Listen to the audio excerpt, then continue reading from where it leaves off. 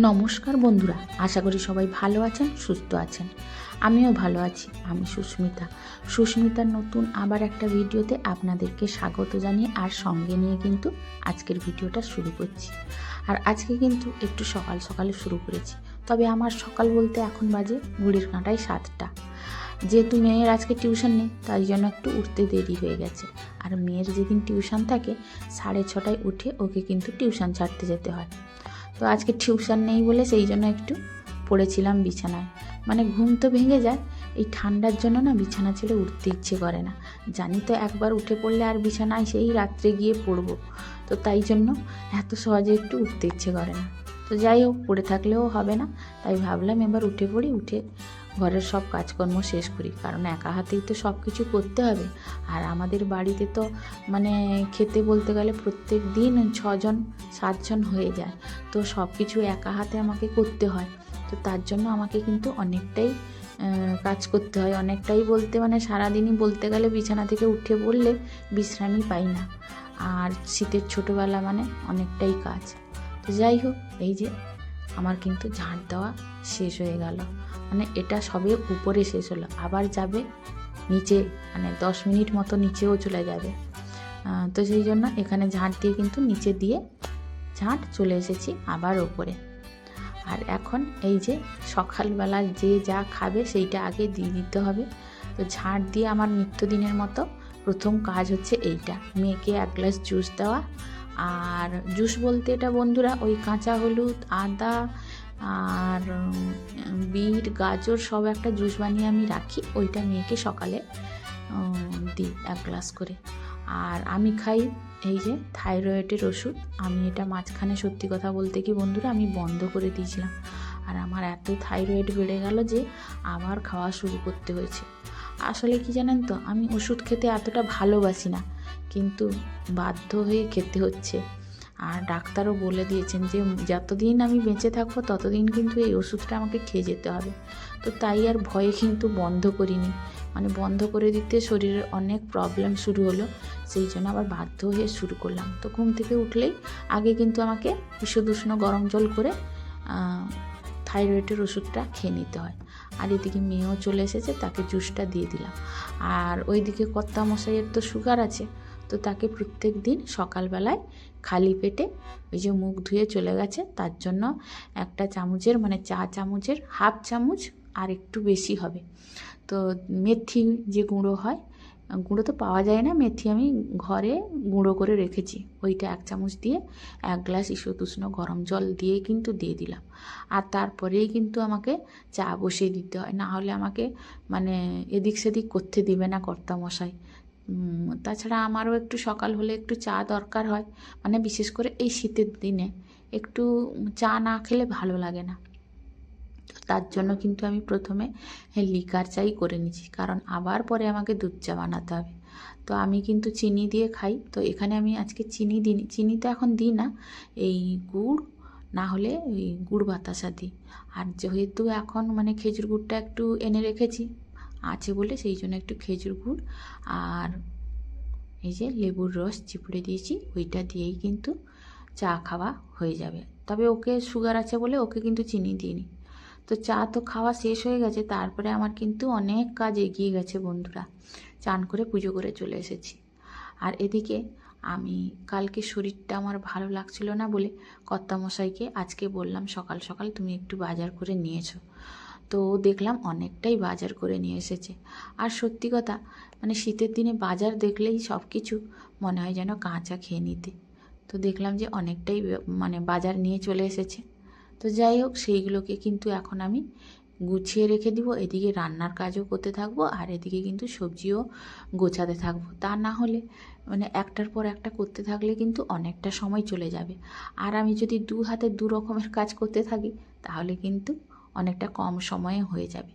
আর মাছ বলতে নিয়ে এসেছে এই যে চিংড়ি মাছ, আর এটা হচ্ছে লাইলন টিকা একে বলে আমাদের এখানে, তেলাপিয়া বা লাইলন টিকা এই মাছটাকে বলেন। মাছটা একদম টাটকা মাছ, ভালোই মাছটা দেখছি নিয়ে এসছে। তো যাই হোক, সেই মাছের তরকারি করব। আর এদিকে কিন্তু আমি সবজিগুলো আগে গুছিয়ে রেখে দিচ্ছি, কারণ এটাও গুছিয়ে রাখতে একটু সময় লাগে, তাই না বন্ধুরা? তবে আমি কিন্তু সবজি কোনো দিনই ধুয়ে রাখি না, কারণ আমাকে তো সেই পরেই আবার কেটে ধুয়ে মানে রান্না করতে হয়, তাই জন্য কিন্তু আমি কোনো দিনই সবজি ধুয়ে রাখি না। অনেকে ধুয়ে রাখে দেখেছি, কিন্তু আমি কোনো দিনই করি না, কারণ আমার সময়ও নেই এত ধুয়ে রাখতে। আর তাছাড়া জল ঝরিয়ে রাখো, আবার ঢুকিয়ে পলির মধ্যে বা কৌটোর মধ্যে ঢুকিয়ে রেখে আবার ফ্রিজে রাখা, এই সমস্যাগুলো আমার মানে হয় না এগুলো বলতে গেলে। আমি যেহেতু পলির মধ্যে সব কিছু গুছিয়ে রেখে দিই, তার জন্য এত আর ঝামেলা করি না, সত্যি কথা যেটা। তো যাই হোক, এবার কিন্তু আমি বসে পড়লাম, মানে পলির মধ্যে এখন ঢুকিয়ে দিয়েছি সবজিগুলো, পরে মানে সেদিকে রান্না বসিয়ে দিয়ে এদিকে কিন্তু সবজিগুলো ফ্রিজে ঢুকিয়ে দিব। তো সেই জন্য দেরি হয়ে যাচ্ছে বলে রান্নাটা আমি বসিয়ে দিলাম আগে। আর টিফিন খাওয়া তো প্রত্যেকেরই হয়ে গেছে। তো এই যে সেদিকে রান্না বসিয়ে দিয়ে এদিকে কিন্তু আমি চলে এলাম ফ্রিজের মধ্যে সবজি ঢুকাতে। আসলে আমাদের সকাল থেকে উঠলেই কিন্তু একা হাতে সংসারের সমস্ত কাজ করতে হয়। যদিও আমার কাজের বোন আসে সেই সন্ধেবেলায়, আর সে তো করে শুধু একটু বাসন মেজে দিয়ে যায় আর ঘরটা মুছে দিয়ে যায়, আর বাকি কাজ কিন্তু সারাদিন তো আমাকেই করতে হয়, আর কেউ তো হেল্প করার মতোও নেই। তো মেয়েদের সংসারের কাজটা কিন্তু কম না, তাও কিন্তু বলবে কি না কাজ কই, তো যারা করে তারা নিশ্চয়ই জানে, কিন্তু পুরুষ মানুষগুলো এসব কিছুই বুঝবে না। যে যতই হেল্প করুক না কেন, আমাদের বাড়ির লোকটাও হেল্প করে, কিন্তু তাও বলবে কি আর এত কাজ। তো সেগুলো তখন শুনতে না খুব খারাপ লাগে, কারণ আমরা তো হাউসওয়াইফ, অন্য কোনো কাজ করি না, এই সংসারের কাজেই কিন্তু সারা দিন পড়ে থাকি।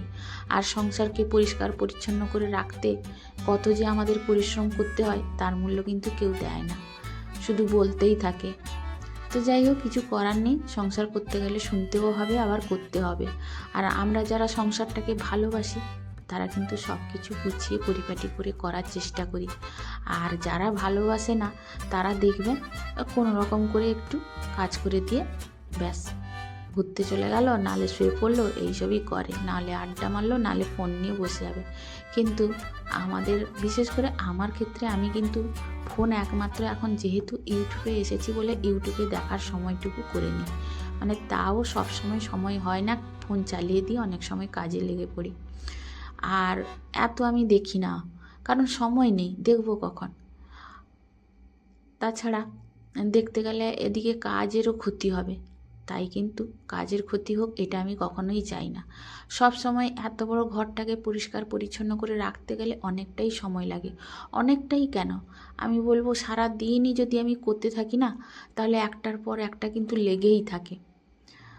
তো সেই হিসেবে কিন্তু যতটুকু পারি প্রতিদিন ততটুকুই করি, কারণ সময় গড়িয়ে যায় কিন্তু কাজ শেষ হয় না, তাই না বন্ধুরা? আমারও তো তাই হয়। কার এরকম হয় অবশ্যই কমেন্ট করে জানাবেন।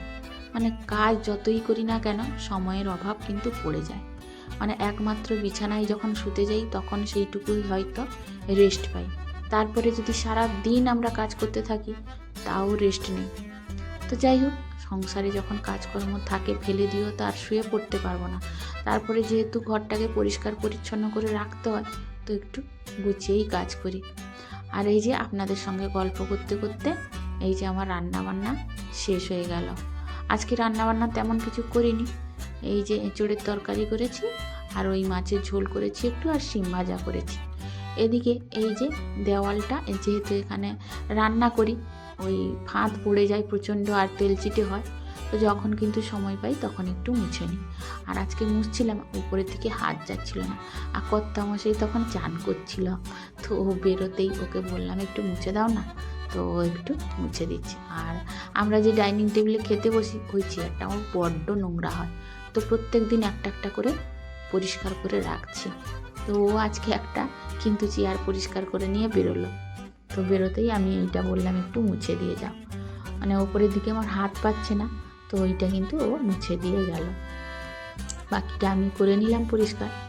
তারপরে রান্না বান্না আর তেমন একটা কিছু শেয়ার করিনি বলতে বন্ধুরা, মানে ক্যামেরা করতেই ভুলে গেছি। তো যাই হোক, অফ ক্যামেরায় হয়ে গেছে সব কিছু। তারপরে এই যে মটরশুঁটি নিয়ে এসেছিলো, ভাবলাম মটরশুঁটিগুলো ভালো আছে, তাড়াতাড়ি করে ছাড়িয়ে নিই। আসলে মটরশুঁটিগুলো রেখে দিলে না নষ্ট হয়ে যায়, আর ফ্রোজেন মটরশুঁটি খেতে ভালো লাগে না। তবে বন্ধুরা, এই যে এখন শীতের সিজনে যে মটরশুঁটি পাওয়া যাচ্ছে একদম টাটকা টাটকা মটরশুঁটি, এইগুলো যদি ছাড়িয়ে এরকম কৌটোর মধ্যে একটা খবরের কাগজ দিয়ে যদি ডিপ ফ্রিজে রেখে দেওয়া যায় অনেক দিনই থাকে। কারণ আমি এরকমই রাখি।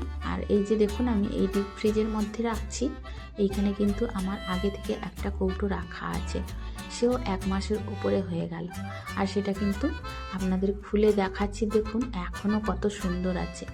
বরফ জমে যায় কিন্তু একদম সবুজ, সঙ্গে সঙ্গে জলে দিয়ে দিলে কিন্তু নরম হয়ে যাবে, একদম টাটকা হয়ে যাবে, মানে মনে হবে না অনেক দিন এনে রেখেছে। তো এই যে দেখুন, একে কিন্তু জলে ফেলে দিলে না সঙ্গে সঙ্গে নরম হয়ে যাবে। সেই জন্য আমি কিন্তু এইভাবে রেখে দিই। আর এই সময় যেহেতু কম দামও, অনেকটা করে এনে রেখে দিলে না অনেক দিন বেশ চলে যাবে। কারণ এই শীতের সিজন চলে গেলে তো আর এই মটরশুঁটি পাওয়া যাবে না, তাই না বন্ধুরা? তো আপনারাও চাইলে এরকম করে ফ্রোজেন করে মানে আইসের মধ্যে রেখে দিলে কিন্তু অনেক দিনই থেকে যাবে। তবে এই খবরের কাগজটা কিন্তু দিতে হবে।